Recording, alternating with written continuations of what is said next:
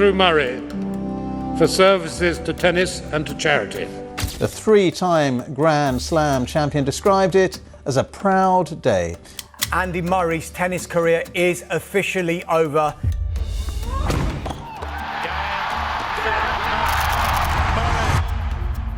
Yes, once his Paris 2024 Olympics campaign comes to an end. I know, it's hard to process, isn't it? It's been so many years of having him on the top of the game, but frankly, we all knew that by this time of his career. And seeing how everything unfolded over the last few months, it was just a question of time. We don't know whether this was his initial decision or not, as towards the beginning of the season, he said he had an idea of where he would like to finish his career, but it would all depend on his results. Not only did results not come, but also, his body impeded him once again. First it was the ankle in Miami, when it seemed like his level was finally peaking after a disappointing start of the season. And then, the back, during his favorite part of the year, in the grass at home, which prevented him from having one last run at his favorite tournament of all, Wimbledon. Now, it is official.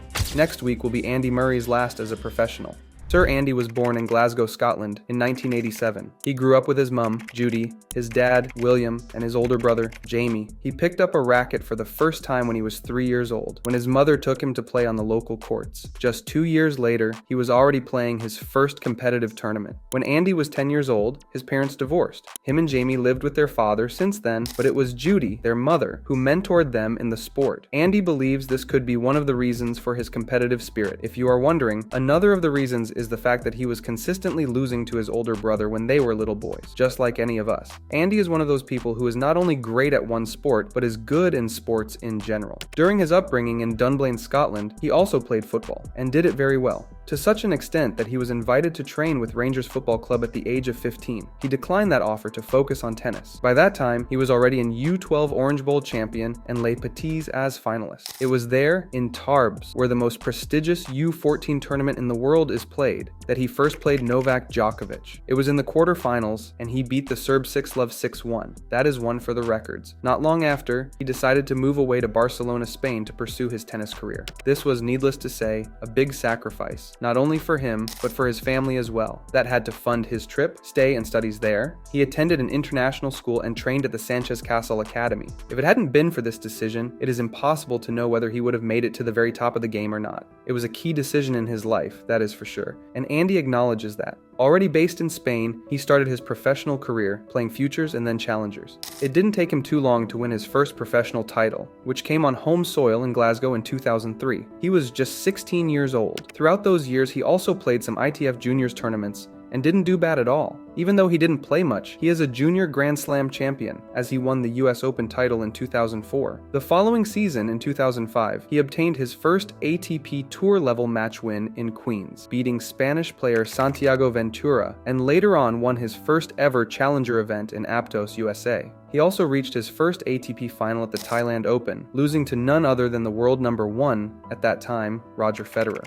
He finished the year ranked 64 in the world. His rise was simply incredible. His first ATP title came quickly after, in 2006, in San Jose. There, he obtained his first ever top 10 win against Andy Roddick, and beat Leighton Hewitt in the final. After that tournament, he became the British number 1 for the first time, overtaking Tim Henman, who had held it for 7 years. Andy would go on to hold it for almost double that time. He had a very strong season, finishing the year ranked 17 in the world. It would only be a matter of months until he broke into the top 10, which he did in 2008 for the very first time, having become an incredibly consistent player. In 2008, he won his first big title. It happened in Cincinnati, just before the US Open. That was the first of 14 Masters, 1,000 titles that he would win over his great career. After winning in Cincy, that great momentum was carried into Flushing Meadows, where he reached his maiden Grand Slam final, which he lost to Roger Federer. In the years to come, the struggle in the quest to win his first Grand Slam would become even worse. Towards the end of the season, he won his second Masters 1,000 title and qualified for the ATP Finals for the first time in his career. He finished the year ranked number 4 in the world. From 2009 to mid-2012, apart from winning many titles, including 6 Masters 1000s, he reached another 3 Grand Slam finals, 2 in Australia in 2010 and 2011, and his first one on home soil at Wimbledon in 2012. The last one in particular was a hard one to take, losing his 4th Grand Slam final in a row to Roger Federer in front of his home crowd. It was a very emotional moment for him, especially when he had to address the crowd in his trophy ceremony speech. However, things would take a turn, and just a few weeks after that match, Andy would have revenge at Wimbledon, representing Great Britain at the Olympics for the second time in his career.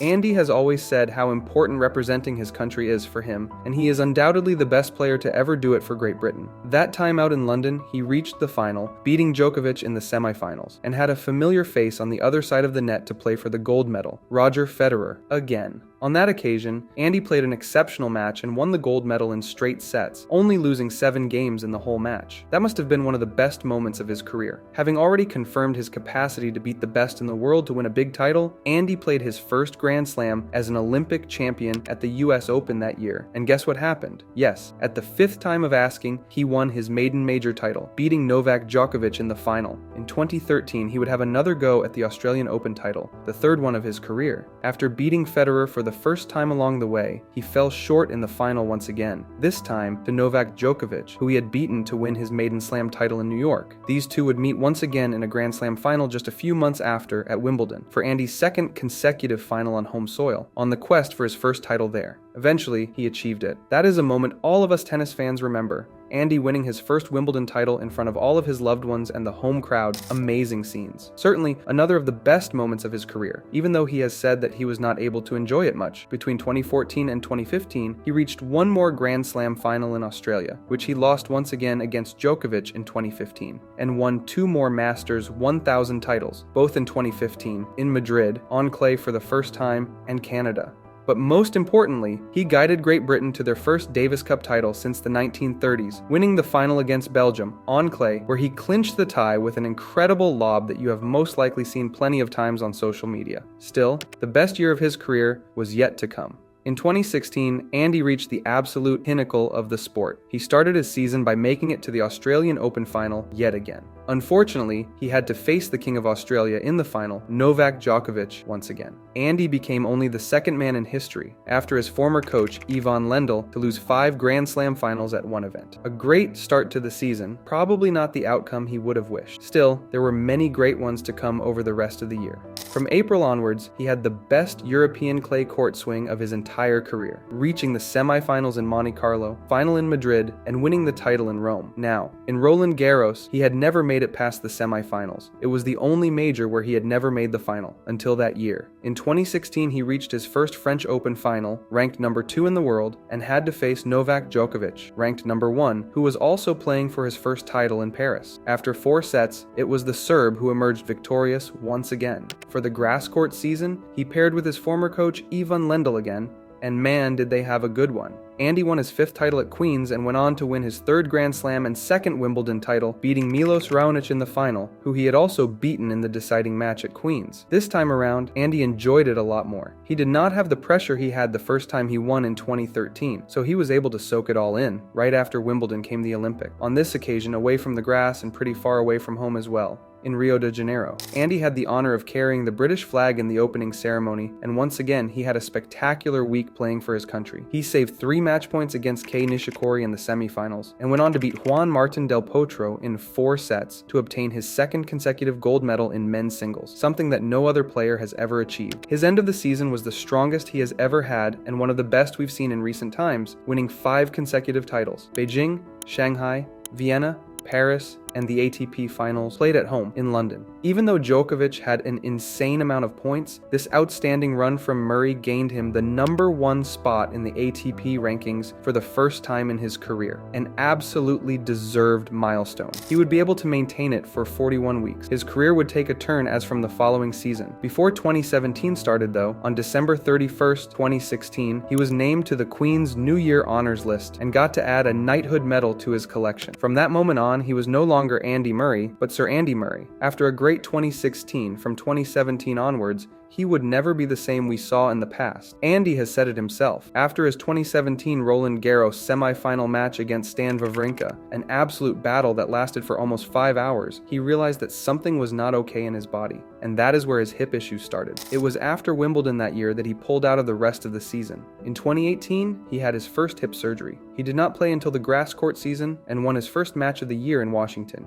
beating Mackenzie McDonald. He then won 2 more matches before pulling out of the tournament due to fatigue. His 3rd win, against Marius Copil. A match that finished at almost 3 a.m. was a very emotional one for him, after such hard times he had gone through. Still, things would not pan out as expected. The following year in Australia, what most of us remember happened. His announcement during a press conference saying that he would most likely not play any more tournaments after the Australian Open. He stated that he could not live a normal life with the pain he was feeling, and mentioned the possibility of undergoing another more complex hip surgery, a resurfacing, but not to extend his career, but to improve his daily life. After that, he was tributed by the whole tennis world, as he deserved because of the extraordinary player he is. He lost his first round match against Roberto Bautista Agut, and it seemed like that was it for his professional career. A few weeks later, he decided to go forward with the surgery. Amazingly, his body's response to it was a lot better than expected, and he was able to get back on the tennis court. Less than 6 months later, he was back on tour, playing doubles at Queen's with Feliciano Lopez. And guess what? They won the title, a fairy tale comeback. He played his first singles match after surgery in Cincinnati, which he lost to Richard Gasquet. Eventually, after some losses, match wins started coming his way. In October, he won his first title in over 2 years, in Antwerp, beating Stan Wawrinka in the final. This would be the 46th and last ATP Tour title of his career. Since then, even though his hip was not an impediment anymore, Andy has been battling with several injuries which did not let him compete the way he wanted. Even though he had the full support of his wife Kim and his 4 kids, he just couldn't compete anymore. For such an elite athlete, feeling that he is no longer able to perform at his 100% is very difficult to digest. Eventually, after his last injury, which was caused by a spinal cyst in his back, as a result of which he was not able to participate in Wimbledon and have one last singles run there, Andy decided it was enough. Fortunately, he was able to play on center court one last time, in the doubles draw, with his brother Jamie, on what was a very emotional and special evening at a place that has given him so much throughout his career. It was very recently that the official confirmation came via a social media post. Andy announced that the Olympic tennis tournament will be the last of his career. Thinking about it, it makes a lot of sense for him to retire representing his country in a tournament where he has had so much success, more than anyone else has ever had. However, he will not be playing the singles, as his body is not ready to do so. Instead, he will be playing the doubles with Dan Evans to finish an incredible career. Hopefully they can have a great run, so that Andy can finish his magnificent career on a high. After so many years of suffering and struggling, no one deserves it more than him. If you enjoyed today's video, don't hesitate to leave a like and subscribe to the channel so as not to miss any of the upcoming ones. See you soon for a new one.